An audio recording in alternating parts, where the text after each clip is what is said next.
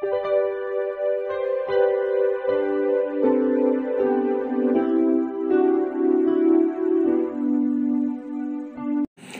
Students, প্রথমেই UK educational টিপসের পক্ষ থেকে তোমাদের সকলকে স্বাগত জানাই।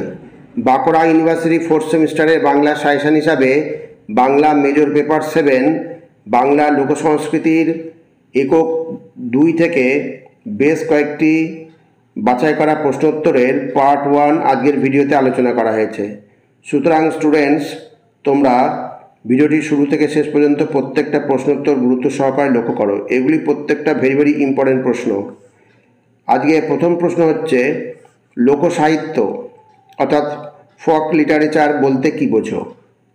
লোকসাহিত্য বলতে বোঝায় সমাজের সাধারণ মানুষের মুখে মুখে প্রচলিত সাহিত্যকে। এটি লিখিত সাহিত্যের মতো সুবিন্যস্ত বা পরিশীলিত না হলেও এর নিজস্ব সৌন্দর্য, রস এবং গভীরতা রয়েছে। লোকসাহিত্য মূলত মৌখিক ধারার সাহিত্য, যা এক প্রজন্ম থেকে আর এক প্রজন্মে মুখে মুখে বা শ্রুতির মাধ্যমে প্রবাহিত হয়।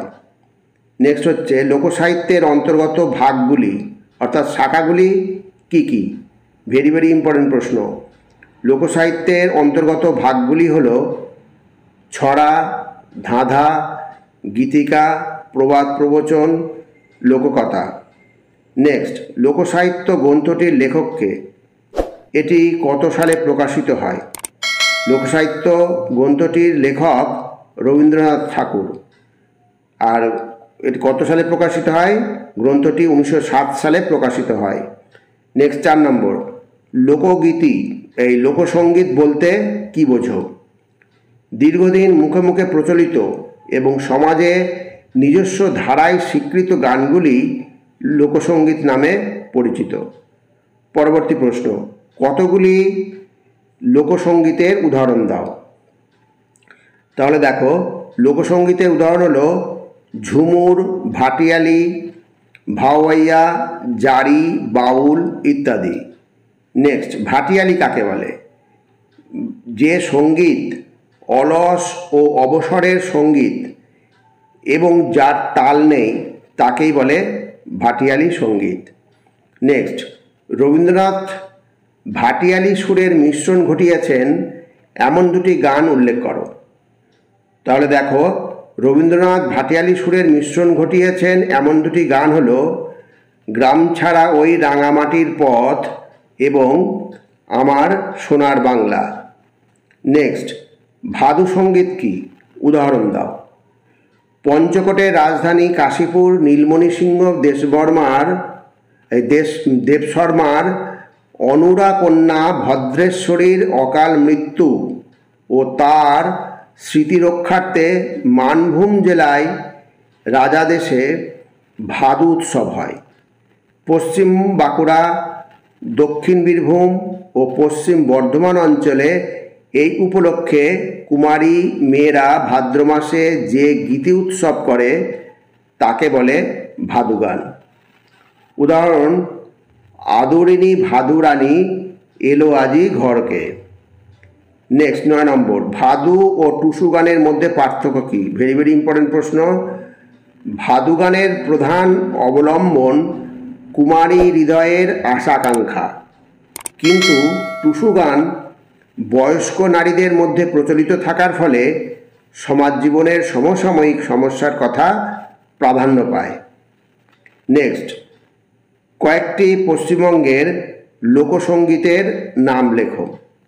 তাহলে পশ্চিমবঙ্গের লোকসঙ্গীতের নাম হলো ঝুমুর, ভাদু, টুসু ইত্যাদি।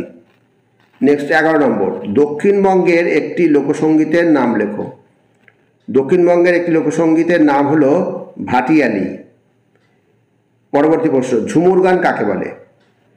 ছোটনাগপুর থেকে আরম্ভ করে সমগ্র মধ্য ভারত, গুজরাটের সীমান্ত পর্যন্ত বসবাসকারী আদিবাসীদের মধ্যে যে সঙ্গীত প্রচলিত আছে তাই ঝুমুর অর্থাৎ ঝুমুর গান। এখানে প্রত্যেকটা প্রশ্ন ভেরি ইম্পর্টেন্ট প্রশ্ন। এখানে বহু প্রশ্ন আছে তোমাদের এই ঝুমুর, তারপরে টুসু, ভাদু গান, ভাটিয়ালি থেকে প্রচুর প্রশ্ন আছে।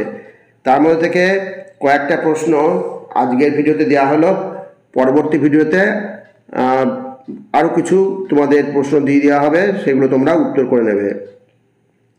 এর সঙ্গে বড় প্রশ্নও রয়েছে। সিলেবাস খুবই বড়, অতএব তোমাদের ভালো করে না পড়লে তোমরা কিন্তু কমন পাবে না।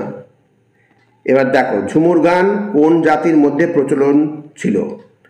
ছোটনাগপুর ও সাঁওতাল পরগনা জেলার বিভিন্ন আদিবাসী জাতির মধ্যে, যেমন সাঁওতাল, আদিবাসী, মুন্ডা প্রভৃতি। তাই বিভিন্ন আদিবাসীর মধ্যে ঝুমুর গান প্রচলিত ছিল। তাহলে ছোটনাগপুর ও সাঁওতাল পরগনা জেলার বিভিন্ন আদিবাসী জাতির মধ্যে ঝুমুর গান প্রচলিত ছিল। নেক্সট 14 নম্বর, ঝুমুর গান সবচেয়ে জনপ্রিয়তা লাভ করে কোথায়?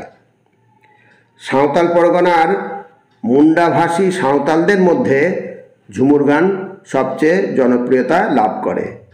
নেক্সট, ঝুমুর গান কীভাবে ধীরে ধীরে বাংলা লোকসঙ্গীতে রূপান্তরিত হয়েছে? কালক্রমে বাঙালির বিশিষ্ট লোকসঙ্গীত এবং উচ্চতর সঙ্গীতের প্রভাব ঝুমুর গানের রূপ, সুর ও ভাবের ক্রমশ পরিবর্তন ঘটিয়েছে। এর ফলেই উপজাতীয় ঝুমুর গান ধীরে ধীরে বাংলা লোকসঙ্গীতে রূপান্তরিত হয়েছে। নেক্সট 16 নম্বর, ঝুমুর গানের দুটি বৈশিষ্ট্য লেখো। ঝুমুর গানের বৈশিষ্ট্য, প্রথম বৈশিষ্ট্য হচ্ছে ঝুমুর গানে আদিরস ও শৃঙ্গারসের প্রভাব আছে। আর 2 নম্বর হচ্ছে ঝুমুর গান নাচের সঙ্গে গাওয়া হয়। এবার 17 নম্বর, কোন কোন অঞ্চলে এখনও ঝুমুর গানের জনপ্রিয়তা আছে? ভালো করে এগুলো তৈরি করবে। সাঁওতাল পরগনা থেকে শুরু করে পশ্চিম বর্ধমান, পশ্চিম বাঁকুড়া, ধানবাদ, পুরুলিয়া, মানভূম এবং উত্তর পশ্চিম মেদিনীপুরে ঝুমুর গানের জনপ্রিয়তা আছে। নেক্সট, টুসু গান কাকে বলে? ধান পাকার মরশুম উপলক্ষে টুসু উৎসব পালনে যে গান আদিবাসী সম্প্রদায়ের মধ্যে গাওয়া হয় তাকেই বলা হয় টুসু গান। নেক্সট 19 নম্বর, কোন কোন অঞ্চলে টুসু প্রচলিত? মেদিনীপুর, বাঁকুড়া, বর্ধমান, পুরুলিয়া অর্থাৎ দক্ষিণ পশ্চিম সীমান্তে বাংলার বিভিন্ন অঞ্চল ছাড়াও উত্তর ও দক্ষিণ 24 পরগনার বাগদা, সন্দেশখালী এবং অন্য রাজ্য বিহারের কানাম, মুসামণি প্রভৃতি অঞ্চলে আড়ম্বর ও উল্লাসের সঙ্গে টুসুর পরব পালন করা হয়। প্রত্যেকটা প্রশ্ন ভেরি ভেরি ইম্পর্টেন্ট। প্রচুর প্রশ্ন আছে, ভালো ভালো প্রশ্ন প্রচুর আছে। এখানে থেকে অনেক প্রশ্ন আছে, তোমরা মোটামুটি সবগুলি তোমরা রেডি করে রাখবে। এবার 20 নম্বর দেখো, বাঁকুড়া জেলায় টুসুকে কেন্দ্র করে কোন মেলা বসে? বাঁকুড়া জেলায় টুসুকে কেন্দ্র করে সতীঘাটের মেলা বসে।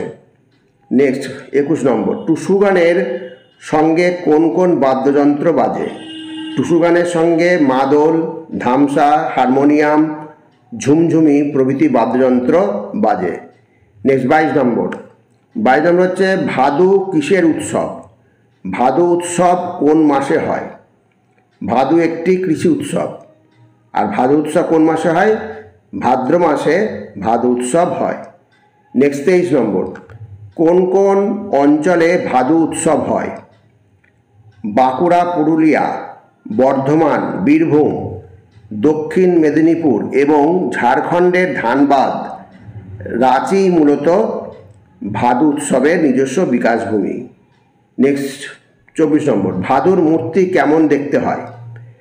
সাধারণভাবে হরিদ্রা গাত্রবর্ণযুক্ত কমলহস্তধারিণী দণ্ডায়মানা, কখনো পদ্মাসিনা এক পরমা সুন্দরী সাধারণ নারী মূর্তি। হংসবাহিনী, ময়ূরবাহিনী ভাদুমূর্তিও দেখা যায়।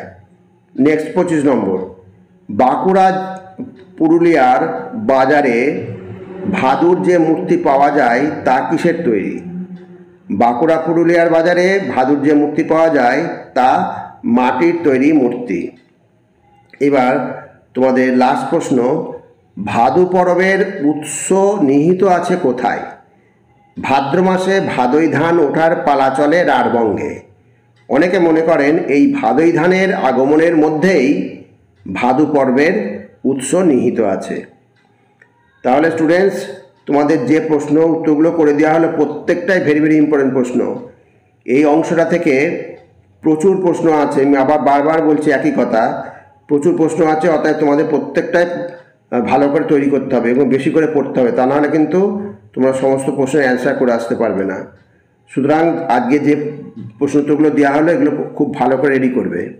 পরবর্তী ভিডিওতে আরও কিছু প্রশ্ন উত্তর দিয়ে দেওয়া হবে এবং 5 এবং 10 নম্বর মানের প্রশ্ন দেওয়া হবে, সেগুলো তোমরা রেডি করে নেবে।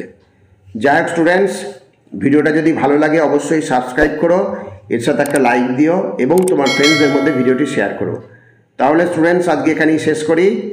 তোমরা সকলে ভালো থেকো, সুস্থ থেকো, সুস্থভাবে পরীক্ষা দিও। Thank you very much.